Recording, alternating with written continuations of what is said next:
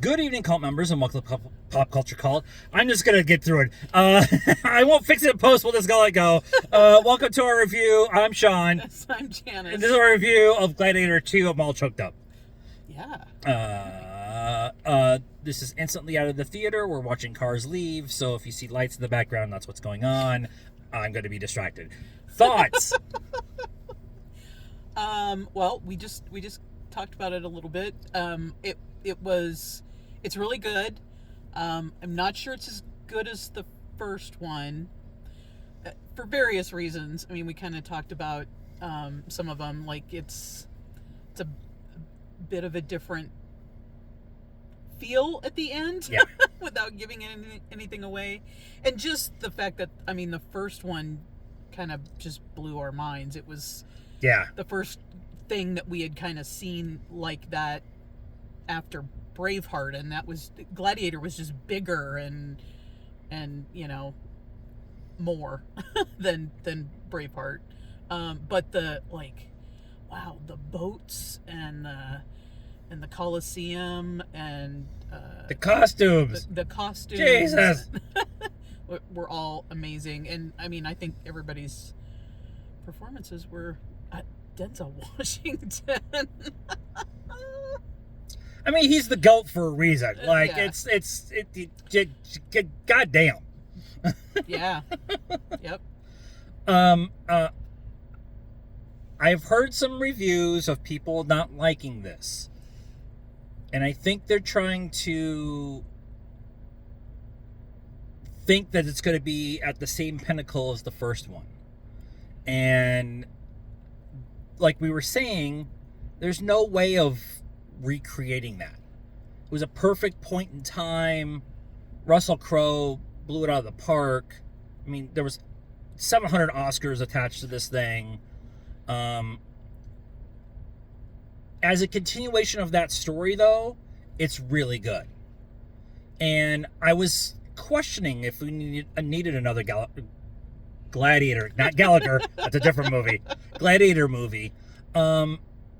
So long after, but Ridley had a story that he wanted to tell. See, I told you lights. Ridley had a story that he wanted to tell, and it makes complete sense. Oh, here we go. It's just going to be one of those reviews, guys. The parking lot's packed. Yeah. Because it's Glicked weekend. And Glicked weekend. But I think they nailed it. I really think they nailed what they wanted to do with this movie. And for where we sit as moviegoers, I think this is a top 10 movie for us. Yeah. Yep. Yeah. It might be. It had all the emotional beats I want, all the fighting that I want, all the costumes, and just it had everything I wanted. I know where they're going. These people have pulled it as Fergie's spot like 5 times. What is going on? If you haven't been to one of my reviews before, welcome to the Off the Rails. But I'm really struggling with people who said this movie is not good. It's very, very good.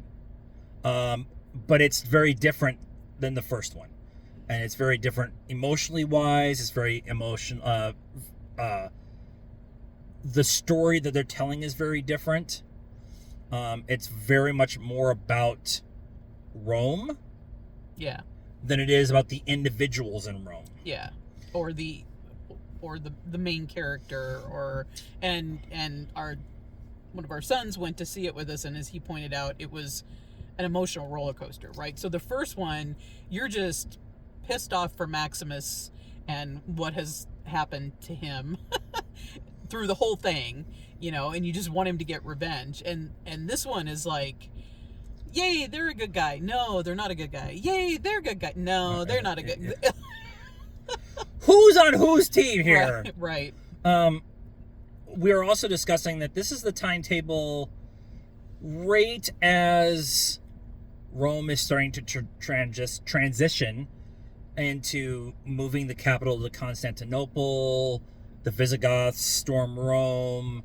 So we're in that Rome is not stable as a idea right now, while they're telling this story, and that is a major part of the driving force behind what is going on. It's one of the first things they show you in some text on the screen is that the Vandals, not the Vandals, but there's barbarians at the gates ready to come in.